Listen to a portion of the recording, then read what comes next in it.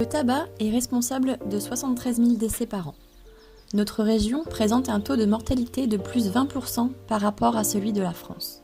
C'est pourquoi les établissements Elsan du Hainaut ont décidé de s'engager dans la lutte contre le tabac.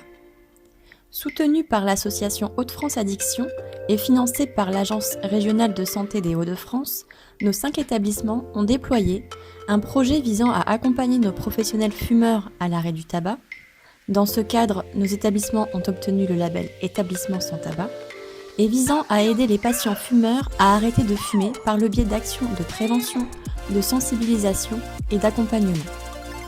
Une démarche de sevrage tabagique est proposée aux patients fumeurs souhaitant arrêter de fumer avant, pendant et après leur hospitalisation en partenariat avec leur médecin traitant. En effet, le tabagisme augmente les risques de complications post-opératoires, notamment cardio-respiratoires, risques infectieux, retard de cicatrisation. Or, l'arrêt du tabac avant une intervention chirurgicale réduit de 60% les complications post-opératoires. Avec un arrêt de 6 semaines à 2 jours avant l'intervention, le risque diminue. Avec un arrêt de 6 à 8 semaines avant l'intervention, le risque opératoire dû au tabac a disparu. Plus le délai entre l'arrêt et l'intervention sera long, plus les bénéfices seront grands. De plus, cela pourrait également être une occasion d'arrêter définitivement.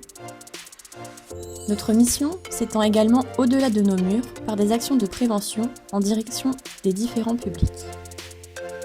Ces actions sont menées dans chaque établissement par une infirmière formée en addictologie.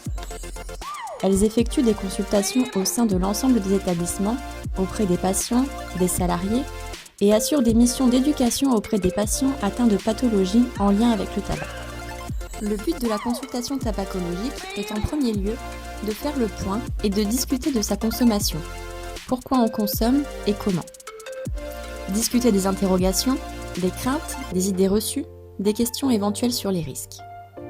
S'il y a une envie de diminuer ou d'arrêter la consommation, un plan d'attaque et de motivation sera établi, ainsi qu'une prescription si le patient souhaite des substituts nicotiniques, puis des accompagnements, acupuncture, hypnose, relaxation, en fonction du profil de sa consommation.